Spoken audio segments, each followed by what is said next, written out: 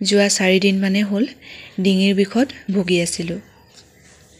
বহুত বেছি ডিঙি বিষ হৈছিল আৰু যেহেতু মোৰ ফ্ৰেঞ্জাইটিছৰ প্ৰব্লেমো আছে, সেয়েহে ঘৰুৱাভাৱে ৰেমেডি এটা তৈয়াৰ কৰিছিলোঁ আৰু সুফল পালোঁ যিহেতু, সেয়েহে আপোনালোকলৈ ভিডিঅ'টো আগবঢ়াই থলোঁ। এয়া দেখিছেনে, তুলসীৰ পাত, কলা তুলসী আৰু হালধি, কেঁচা হালধি লৈছোঁ আৰু ঘৰুৱা হালধি ল'লে বেছি ভাল হয়, যিহেতু বজাৰৰ হালধিবিলাকত কেমিকেল থাকে। এতিয়া মই চচপেন এটা লৈছোঁ, তাত অকণমান পানী লৈছোঁ। পৰিমাণ অনুযায়ী বুলি কথা নাই, ল'ব পাৰে, সৰহকৈ হ'লেও ল'ব পাৰে। আৰু ইয়াতে কলা তুলসী পাতখিনি দি দিছোঁ, চাফা কৰি ধুই লৈছোঁ আৰু লগতে দিম এই কেঁচা হালধি লৈছিলোঁ যে সৰু সৰুকৈ কুটি দিছোঁ আৰু পাৰিলে ৰুকিও দিব পাৰে, তেতিয়া হালধিৰ ৰসটো ধুনীয়াকৈ ওলাই পৰে। আৰু বহুত বেছি ডিঙি বিষ হৈছিল।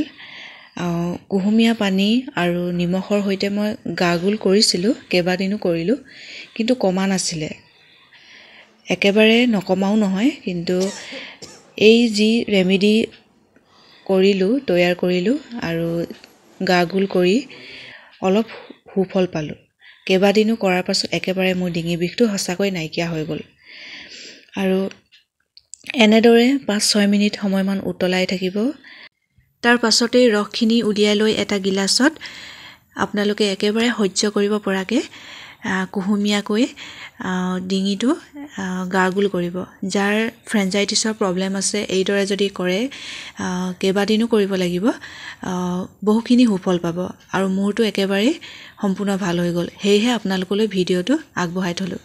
আৰু মই এইদৰে পানীখিনি উলিয়াই লৈছিলোঁ, ৰসখিনি, আৰু মই গাৰ্গল কৰিলোঁ কেইবাদিনো, যথেষ্টখিনি সুফল পালোঁ। ডক্তৰৰ ঘৰলৈ যাবলৈ লগা নহ'ল, সেয়েহে আপোনালোকলৈ ভিডিঅ'টো আকৌ এবাৰ পুনৰ কৈ থৈছোঁ, আগবঢ়াই থলোঁ। আপোনালোকৰ ভিডিঅ'টো চাই যদি ভাল লাগিলে কমেণ্ট কৰি জনাব। আৰু এই হোম ৰেমেডিৰ পৰামৰ্শখিনি ডাক্তৰ পংখী শৰ্মা বাইদেউৰ ইউটিউব চেনেলত চাইছিলোঁ আৰু তেওঁ ডিঙি বিষৰ কাৰণে কি কৰিব লাগে গোটেইখিনি দিয়া আছে। আপোনালোকক ডেছক্ৰিপশ্যন বক্সত মই লিংকটো দি দিছোঁ, চাব পাৰে। আপোনালোকক এই ভিডিঅ'টোৱে বহুতখিনি সহায় কৰিব বুলি আশা ৰাখিছোঁ। আজিলৈ ভিডিঅ'টো ইমানেই আছিল। ধন্যবাদ।